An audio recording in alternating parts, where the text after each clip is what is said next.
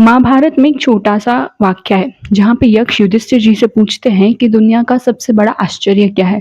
तो युधिष्ठिर जी जवाब देते हैं कि दुनिया का सबसे बड़ा आश्चर्य ये है कि हम सब जानते हैं कि हम सब मरने वाले हैं, पर फिर भी हम सब मानते नहीं हैं। हेलो एवरीवन, वेलकम और welcome back to my channel.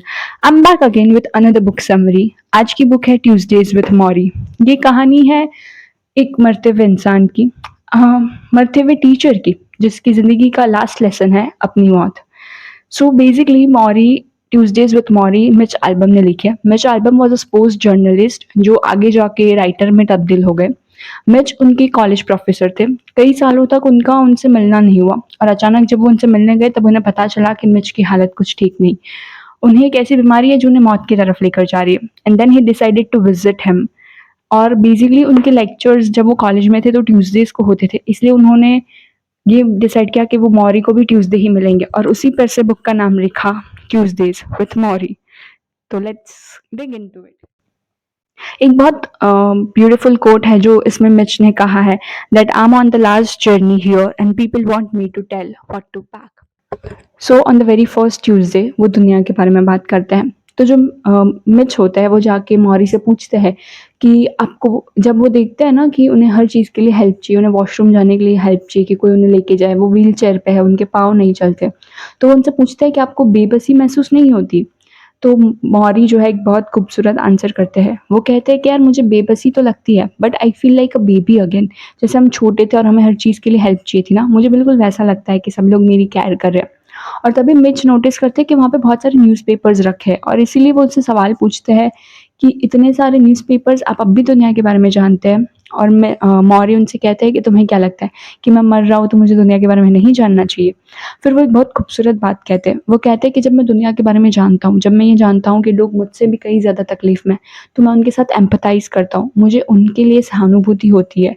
And that is how the world works. There is always someone at a worse position than yours. तुम्हारे पास हमेशा कुछ ना कुछ ऐसा होगा जो किसी ना किसी से बेहतर ही होगा। Then on the second Tuesday they talk about feeling sorry for our own selves. वहाँ पे यू नो जो मिच है वो जाके मौरी से पूछते हैं कि जो आपकी हालत है, आपकी तबीयत इतनी खराब हो रही है, दिन भर दिन आपका शरीर आपका साथ छोड़ रहा है, तो आपको अपने लिए सॉरी फील होता है, अपने लिए बुरा लगता है? तो मौरी उनसे कहते हैं कि तुम्हें पता है मैं सुबह उठता हूँ ना तो मैं रो लेता हूँ।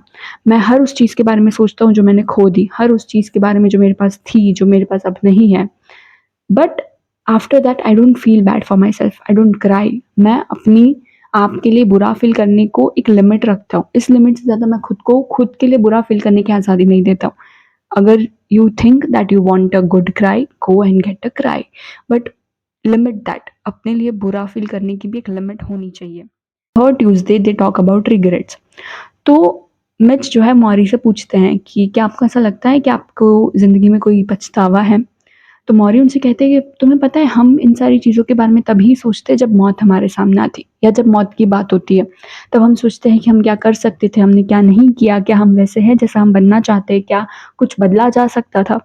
क्योंकि हमारा कल्चर ना हमें इन सब के बारे में सोचने के लिए प्रोत्साहित नहीं करता। वो हमें इन सब के बारे में तभी सोचने के लिए मजबूर करता है जब मौत हमारे सामने होती है।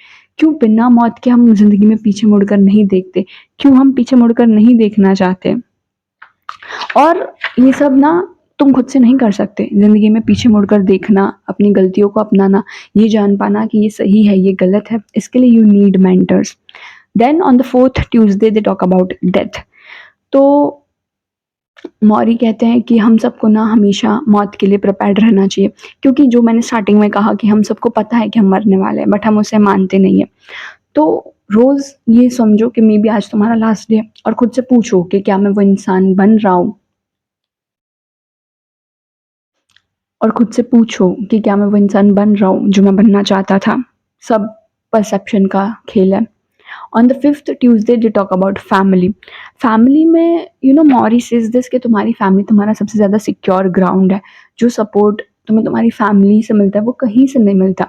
आज मैं बीमार हूँ, अगर मेरे पास मेरी फैमिली नहीं होती तो मैं सर्वाइव ही नहीं कर पाता जितना भी वक्त मेरे पास है। तो हमेशा अपनी फैमिलीज़ को टाइम दो, अपने कल्चर को टाइम दो, अपनी कम्युनिटीज़ को टाइम दो, दोस्त बनाओ, उनके साथ अपने अच्छे रिश्ते बनाओ, क्योंकि बुरे वक्त में ना कुछ काम नहीं आता। If there is something that stays forever forever with you, that is your family, all the relations that you have made. On the sixth Tuesday, they talk about emotions. So while talking about emotion, Maury says this कि मैं अपने आप को अपनी experience से detach करने की कोशिश कर रहा हूँ.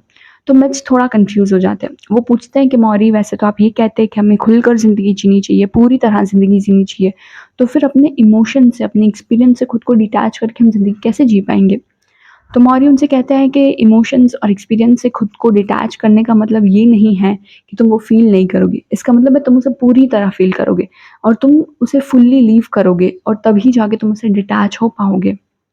Then on the seventh Tuesday they talk about fear of aging. तो मौर्य ये कहते हैं कि मुझे नहीं लगता कि एज इज़ अ फियर. जैसे जैसे आप ग्रो होते हैं, आपको लाइफ में ज़्यादा एक्सपीरियंस मिलता है, ज़्यादा नॉलेज मिलता है, तुम्हें पता है बड़े होने से, उम्र दराज, तुम्हें पता है उम्र दराज होने से वो डरते हैं जो अपनी लाइफ से अनसेटिस्फाइड है, खुद की परफॉर्मेंस इन दर लाइफ उससे वो अनसेटिस्फाइड है. Then on the eighth Tuesday they talk about money, जहाँ पे मौरी कहते हैं कि हमारे कल्चर ने ना हमें ये सिखा के रटा के भेजा है कि more is good, so there is always more more more, इतना मिला और चाहिए, इतना मिला और चाहिए. इस और चाहिए की दौड़ में हम रुकना ही भूल जाते हैं. और हमारा सबसे बड़ा कन्फ्यूजन ये है कि हमें पता ही नहीं है कि हमारी ज़रूरत क्या है और हमारी इच्छा क्या है. तुम्हें भूख लगना तुम्हारी ज़रूरत है, चॉकलेट ही चाहिए वो तुम्हारी इच्छा है.